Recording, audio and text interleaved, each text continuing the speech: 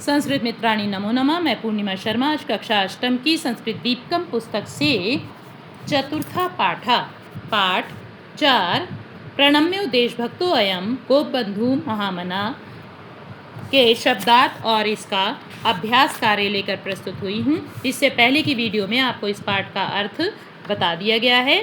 यहाँ देखते हैं शब्दार्थ, शब्द और इसके हिंदी अर्थ। ये जो बीच में अर्थ दिया हुआ है ये आपको इस संस्कृत का सरल भाषा में सरल संस्कृत करके दी हुई है।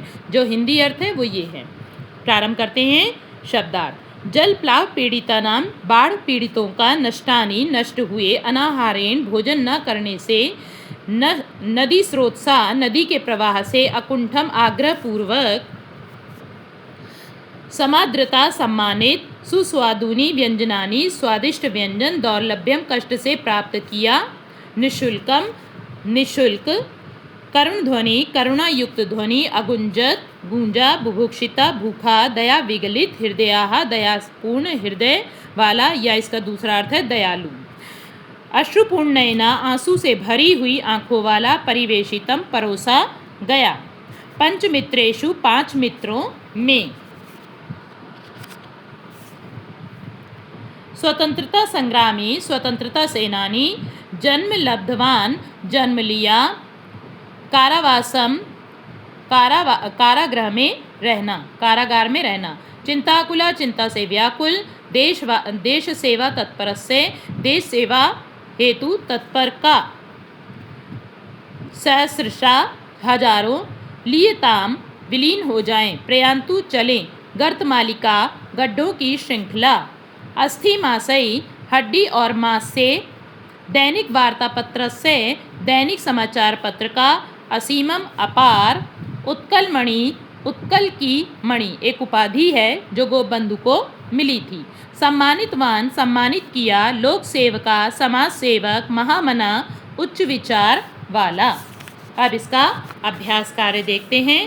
पहला प्रश्न है अधोलिखिता नाम प्रश्नानाम एक पदेन उत्तरम लिखत।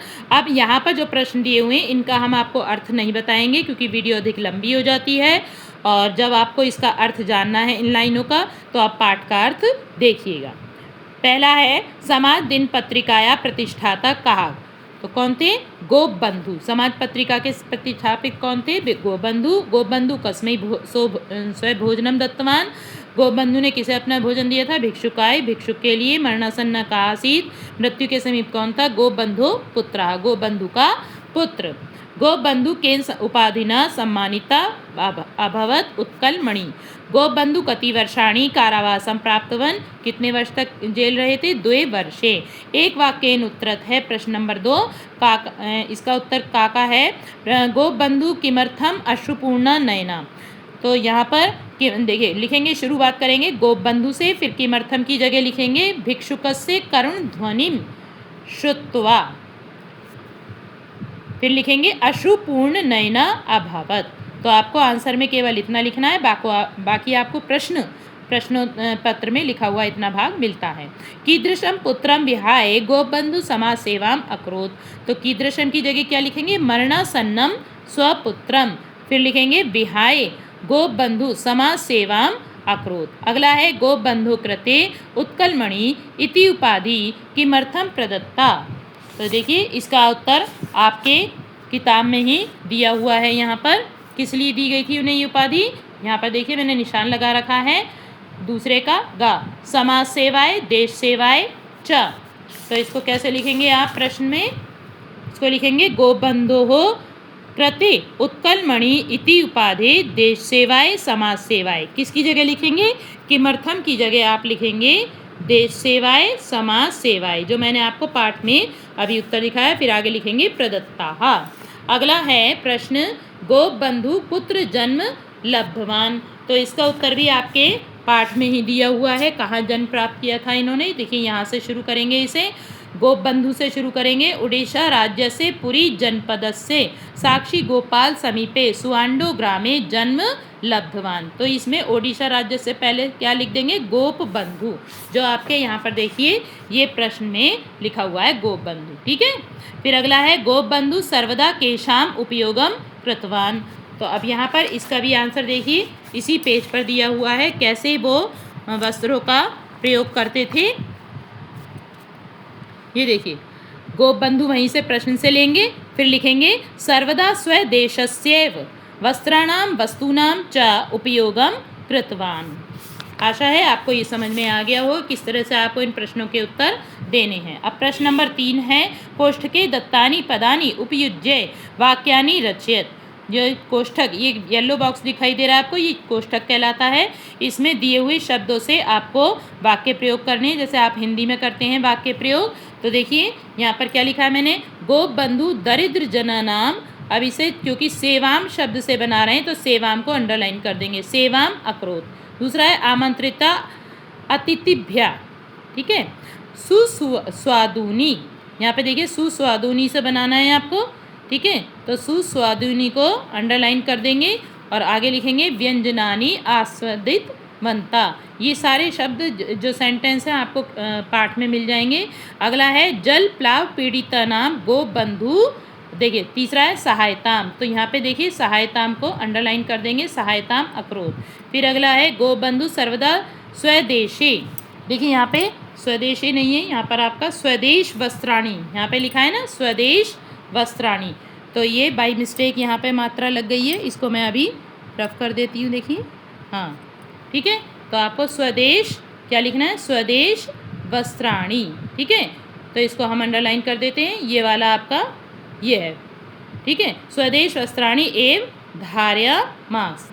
अगला है गोपबंधु पंचमित्रेषु अन्यतमा। देखिए अन्यतमा लिखा है तो यह अन्यतमा को हम अंडरलाइन कर देंगे, अन्यतमा आसी।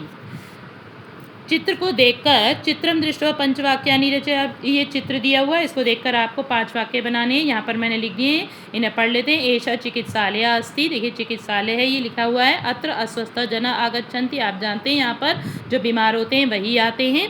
एका वृद्धा निज पुत्रम चिकित्सार्थम नयति, एक वृद्ध अपने पुत्र को चिकित्सा के लिए ले जा रहा है। देखिए वृद्ध है और अपने पुत्र को ले जा रहा है। बाला ज्वरेण पीड़िता अस्ति, बालक ज्वर से पीड़ित है यानी बुखार है उसे।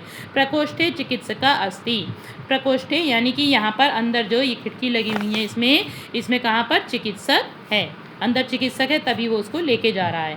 तो अगला क्या है, प्रश्न नंबर 5, समुचितेन पदेन श्लोकम पूरयत। ये आपको पाठ में मिल जाएगा पूरा, लेकिन मैंने यहाँ पर लिख दिया है इसको भी, यहाँ पर भी बाय मिस्टेक ये मात्रा लग गई है, इसको हटा लेते हैं।